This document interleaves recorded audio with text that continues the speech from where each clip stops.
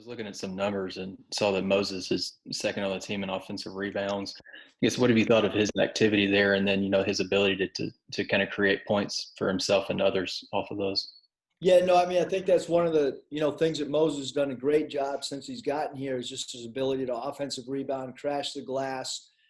He's got a nose for the ball on the offensive boards. And he's done a really good job. I think he's gotten better and better finishing around the rim as well. And those are just extra points, extra possessions for our team. Bob? Hey, Eric, how you doing? Good with that, Bob. Jalen Tates, we talked about him a little bit the other night, but, everybody, thinks of him as a defensive guy, a pass-first guy, yet he scored over 1,000 points, averaging close to 10 for you on a pretty balanced team. What do you thought of his season so far? And has he surprised you at all with what he's done on offense, especially his three-point shooting? Yeah, it's interesting, Bob, because the year before he had his hand injury, he shot the three really, really well. When we watched film, we really liked the release on his shot. We liked the backspin on his shot. We thought, his hands and his feet were shot ready when he caught the ball. So we thought just through repetitions of being here that he was going to get better, and knowing that he would have a green light to take an open three when that shot was available to him. But yeah, he's certainly, we knew defensively. I think he just had a little bit of a dip in his offensive statistics last year, and a lot of it was just due to the injury. But he's done a great job stepping up for us from an offensive standpoint, for sure. And just what about what he's brought to the team overall? He brings a lot. When we're struggling a little bit against Central Arkansas for the beginning of the game, I thought he was the one guy that came to the huddle and tried to regroup everybody and show leadership and say, hey, is this really how we're going to come out and play this game? I think that, he's got great leadership quality. He's experienced. He's confident. He's got great length defensively, a guy that continues to get better and better from an offensive standpoint. And it's hard to take him off the floor, because he's so good defensively. And then you add in what he's doing from an offensive standpoint. He's been a really, really key piece to what we've done so far. You look at Oral Roberts, they played 3 power fives. I think they're averaging almost 13 made threes a game. Just what's your take on those guys? Well, I mean, they can really shoot, like you mentioned. They can put 5 shooters on the floor at a time.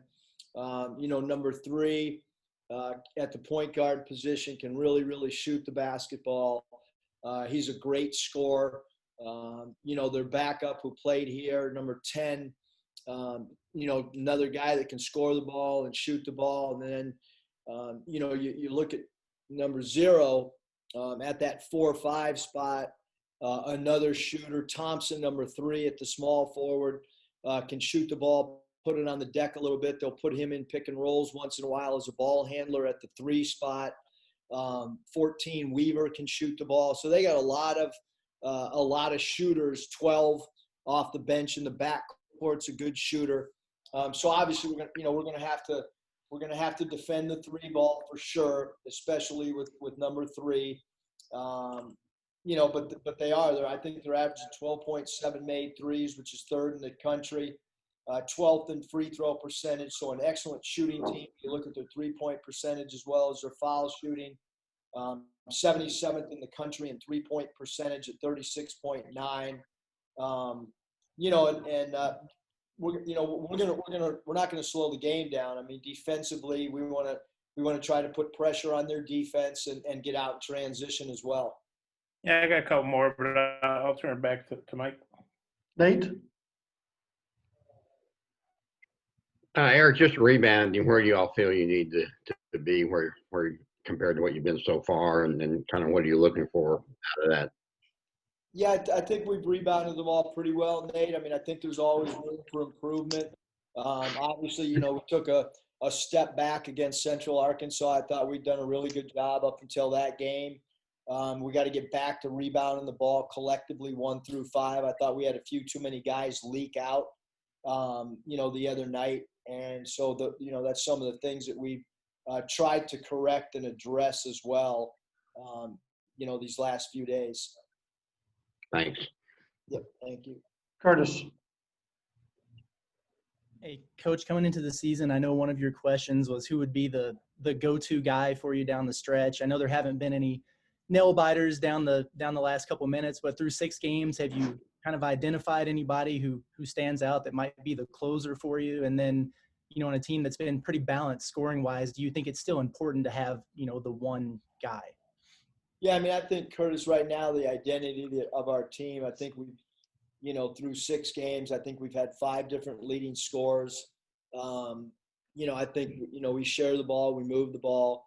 Obviously, Moses is a guy that puts pressure on the defense. Connor Vanover puts pressure on the defense in a different way from game to game. JD Note probably are, the one guy that's really great off the bounce, that can create his own shot and has really deep range, or can take the ball to the basket. So he's kind of gives the defense multiple things to worry about. Moses around the rim, Moses shooting the 3, Moses coming off down pins and double screens is really effective. We've opened a lot of games where we open the game up going to Justin Smith. And then I think that Tate's a guy that's just going to kind of naturally, have the ball in his hands and either try to get a shot for a teammate or read how the defense is playing, and maybe it's his turn on some nights. Hutch. Yeah, Coach, I think either yesterday or the day before, the NCAA came out and made transfer guys immediately eligible. Does that affect Kamani Johnson? Does that make him eligible for you guys? No, I think really, Hutch, when you really start diving into the rule like we have, I think that players that have already been going to school at a particular school for the first semester, those guys will probably get a blanket waiver. Kamani has not taken a class here or whatever. I don't think the rule was necessarily intended for the mid-year guy right now, whether it's Kamani or across the board, but we will put in a waiver, and see what happens. Obviously, since I've been part of college basketball, I cannot figure out the waiver situation because we've had as many transfers as anybody in the country and done as many waivers, but have not had great success with it at times. But Kamani would, he has indicated to us that he would like to play. His family would like him to play immediately. So all you can do is fill out the paperwork to your best of your ability. And I have, great confidence that from a compliance standpoint, we'll, put the paperwork in and then just see where it goes. Has he started practicing with y'all yet? Has he joined the team yet, or? No, he's not joined the team. I'm sure Michael, hit you guys with, whenever, he's part of the team, but as of now, no, he's not practiced. He's not really done anything with us yet. Appreciate it. Hopefully soon. Bob? Yeah, Eric, I think once the finals are over and the semester's officially closed, a guy can practice. Does that sound right? Yeah. Yeah, basically that's it. Okay. And then, once his grades have to post, and then there's the, being accepted into our, all that stuff. And basically we just wait on compliance to tell us. Yeah. So that's probably at least a few days, away anyway. And then with ORU, say they played 4 pretty tough road games. And they played Wichita pretty close, played Oklahoma State pretty close. Do you expect kind of a, tough road tested team coming in here? Yeah, I think that, they're really, really well coached. They play hard. They're smart. They can, they present problems because they can really, really shoot the basketball. And then they have a star player in number 3, and then they have another player that's got star quality in number 0. And then they have really good surrounding pieces around those 2 guys that complement those guys. So, we have to come ready to play. I think it's the toughest game that we've probably played thus far. And then you referenced RJ Glasper.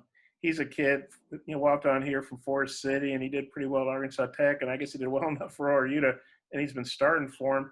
Just what do you mentioned his game a little bit. What do you think about him as a player? And an Arkansas kid who was here as a walk-on, probably going to be pretty fired up. Kind of what are you expecting from him? Yeah, he's done a great job. He's their fourth leading scorer.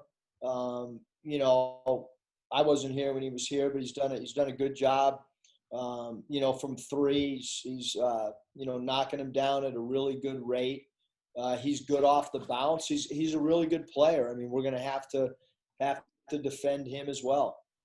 And one more. How do you feel practice has gone this week? Are you worried at all about you guys being a little rusty coming off finals, maybe not being in your usual game mode, at least at the start Sunday? And then I know you said you were going to give Jalen a little bit of a break. How's he doing physically? Yeah, he's done great. He hasn't missed a practice. He actually hasn't missed a minute of practice, which surprised us. We thought maybe towards the beginning of the week that he might need a day or two, but he's gone through everything. He's seems to be really, really healthy. Certainly anytime you're in the middle of finals and you're around the holidays. I mean, I remember working for Chuck Daly, even in the NBA. He thought that the holiday season was a scary time where teams could either gain W's or get some L's that maybe they shouldn't. And so we've got to come ready to play these next two games for sure. And then there's a little bit of a break before we get to conference play. But both these next two games, because they're going to come at us really quick. I don't like the break. I think it's too long. I wish we could have, this game would have been on a Friday or even a Saturday rather than taking it all the way through the weekend. But you play the way the schedule comes out, and we got to be ready to play. Like I said, that we have 80 more minutes of non-conference play before we start conference, and then we have the 40-minute non-conference game against Oklahoma State eventually later on. Yeah, I think I'm good. If I think of something else, I'll say something in the chat. Hutch. That was kind of what I was going to ask, but I know football coaches, they always talk about whenever there's a bye week or whatever, that they try to use the time to focus on themselves. So, I mean, is that kind of how y'all approach these last few practices before getting into ORU prep? I mean, what were y'all able to get done? Yeah, Hutch, I mean, we went through basically our stuff Monday, Tuesday, Wednesday, Thursday. We started to dive into our prep. Also sprinkling in some of our stuff. We've added a full court press.